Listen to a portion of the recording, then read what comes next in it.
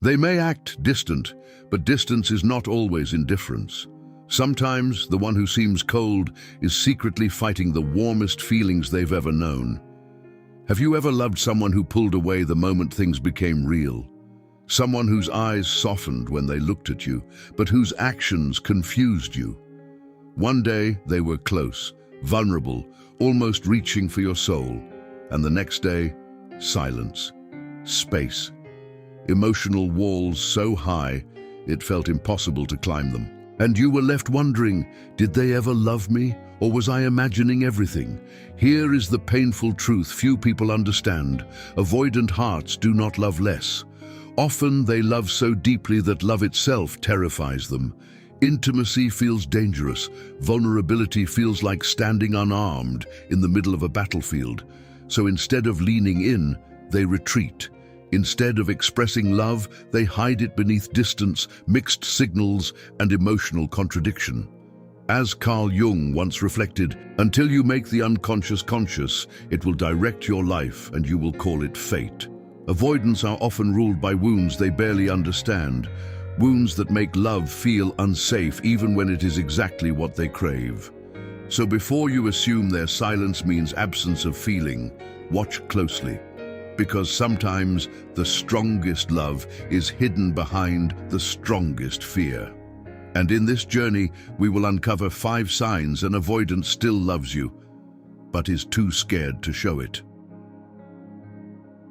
Part 1. They pull away, but never fully leave. Love reveals itself in strange patterns, especially in wounded hearts. An avoidant person may step back the moment emotional closeness begins to grow. When conversations become intimate, when connection starts feeling real, when they sense you're becoming important, they withdraw. Suddenly, texts become shorter, calls become less frequent. Their warmth turns into distance so abruptly it leaves you emotionally dizzy. But here is what matters. They do not fully leave. Like a tide that retreats only to return, they remain somewhere at the edge of your life. They check your stories. They quietly ask mutual friends about you. They send a random message weeks later that seems casual on the surface. Hey, hope you're doing well. Small words carrying large hidden emotion. Why? Because losing connection with you hurts them, but deeper connection with you scares them. This is the painful paradox of avoidance. They crave intimacy and fear it at the exact same time. Imagine a man standing outside a warm house in winter, freezing in the cold, yet too afraid to enter because once, long ago, every home he entered became a place of pain. So he lingers outside, close enough to feel warmth, but never close enough to fully belong. That is how many avoidants love. Friedrich Nietzsche wrote, "Invisible threads are the strongest ties. Avoidants often stay emotionally tied through invisible threads: memory, longing, quiet observation, and unspoken attachment. If they repeatedly circle back into your life, even after creating distance, ask yourself, is this inconsistency? Or is it fear battling love? Sometimes their returning is the confession they cannot say aloud. Part 2. They remember the smallest things about you. There is something deeply intimate about being remembered. Not the obvious things, your birthday, your job, where you live. Anyone can remember facts. But when someone remembers the tiny details you casually mentioned once, the coffee you like, the song that made you cry, the childhood story you told in passing, the way thunderstorms make you feel strangely calm, that is different. That is emotional imprint. And avoidants, despite their distance, often carry these details like hidden treasures. They may seem detached on the surface, yet months later they casually bring up something you forgot you ever shared. You mention being stressed, and suddenly they ask about the dream project you once talked about at 2 a.m. You say you had a rough week, and they remember exactly what comforts you. Why does this happen? Because when an avoidant truly loves, they observe quietly, intensely, deeply, almost secretly. They may not express affection openly, but internally, they study the person they care about with remarkable emotional attention. Love makes you notice. Fear only makes you hide that noticing. Think of it like a quiet traveler walking through a sacred place.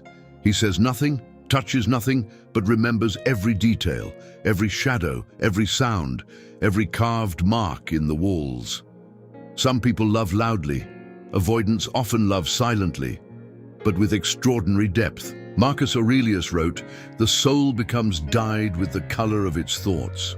When you live in someone's mind, when your words, habits, and tiny details stay with them, it is often because your presence has colored their inner world more deeply than they want to admit. And here is the revealing truth. People do not accidentally remember what did not emotionally matter. If they hold onto your small details, your passing comments, your quiet vulnerabilities, somewhere inside them, your existence has taken root. Not all love announces itself. Sometimes it whispers through memory. Sometimes the smallest remembered thing is proof of the biggest hidden feeling. Part 3. They open up, then suddenly shut down. There are moments with them that feel almost magical. Moments when their walls fall, they begin speaking about things they never tell anyone. Childhood wounds, private fears, loneliness they hide behind strength, regrets they carry in silence, the deep parts of themselves usually locked away from the world. For a brief moment, they stop performing. They stop protecting. They let you see the raw, trembling human being beneath the armor. And in that moment, you feel it. This is real. But then something confusing happens. They retreat. They become colder, distant, harder to reach. Conversations lose depth. Their energy changes so sharply it feels like emotional whiplash. You wonder, did I do something wrong? Did I scare them away? Often, no. What frightened them was not you. It was how safe they suddenly felt with you. To most people, emotional safety feels comforting. To deeply avoidant hearts, emotional safety can feel dangerous because true closeness awakens buried vulnerability, and vulnerability awakens old pain. Imagine someone standing at the edge of a deep ocean after surviving a storm that nearly drowned them years ago. Even if the water is calm now, their body still remembers terror. Their nervous system confuses peace with danger. That is how intimacy can feel for an avoidant. Lao Tzu wrote, "Knowing others is intelligence. Knowing yourself is true wisdom." Many avoidants understand others well, but are strangers to their own emotional fears. So when love begins pulling them inward, unconscious panic pushes them outward. And here is what many miss. People rarely open their soul where they feel nothing. If they revealed hidden parts of themselves to you, truths they guard from the world, then your connection touched something profound within them. Their shutting down may not be rejection. Sometimes it is love colliding with fear, and fear temporarily winning. Part 4. They show up in your life in subtle, coincidental ways. Avoidant love rarely announces itself in straight lines. It appears in fragments, in timing that feels too precise to be random, in moments that make you pause and wonder, why now? Out of all times. They might not text you for weeks, but suddenly they react to your story the moment you feel like you've moved on. They might not ask how you are directly, but they'll ask a mutual friend instead. They might disappear completely and then reappear on the exact day something important is happening in your life. And they always make it look casual, but it rarely is. Because when direct emotional expression feels too exposing, avoidant individuals often choose indirect connection. It allows them to stay close without feeling trapped in vulnerability. It is love filtered through safety mechanisms. Think of it like someone walking around a locked house instead of knocking on the door. They want to be near you, but not in a way that demands emotional exposure. This is not indifference, it is controlled longing. And longing always finds a path, even if it is indirect. Sigmund Freud once explored how human behavior is often driven by unconscious motives we do not openly recognize. Avoidant behavior is often exactly that, unconscious love expressed in disguised forms. They might like your posts late at night. They might appear in your digital world without explanation. They might reconnect just when emotional distance feels complete, and you begin to feel confused. But confusion is often the emotional signature of hidden attachment. Because when someone has no emotional interest, they do not orbit your life. They leave it. But when someone keeps appearing at the edges of your world, quietly, inconsistently, unpredictably, it often means one thing. They are still emotionally connected, but unable to step fully in. Not because they don't feel, but because feeling too much scares them more than losing you. And so they stay in between worlds, close enough to feel you, far enough to feel safe. Part 5, their silence feels alive, not empty. There is a kind of silence that does not feel like letting go. It feels like holding back. When an avoidant truly disconnects, their silence becomes clean, final, emotionally neutral. You feel it clearly, like a door that has shut and will not open again. But when they still love you, their silence behaves differently. It feels charged. You sense them in it. No messages, yet emotional tension remains. No calls, yet an invisible presence lingers. You move on with your day, but something about their absence still feels active, like unfinished words hanging in the air between you. This is what makes avoidant attachment so psychologically painful.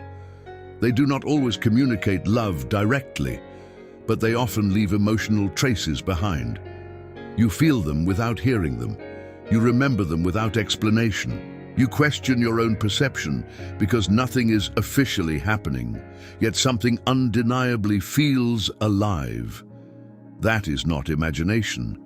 That is emotional imprint.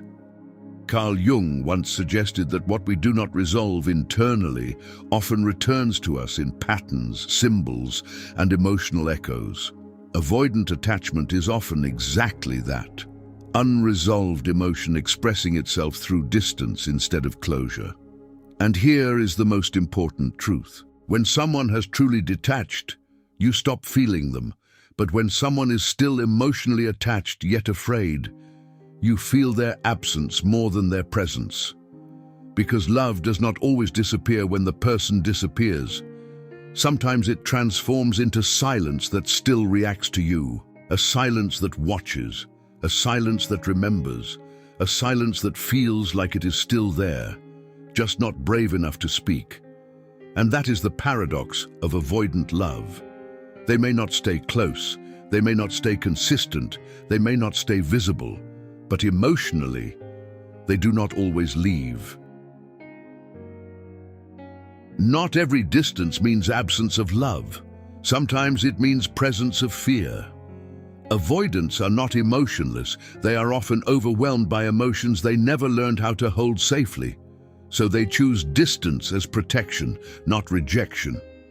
But here is where your clarity must begin. Understanding someone's fear does not mean you abandon your own emotional truth. Because love that exists only in fragments, silence, and confusion is still love. But it may not be love that knows how to hold you. And the deepest question is not, do they still love me?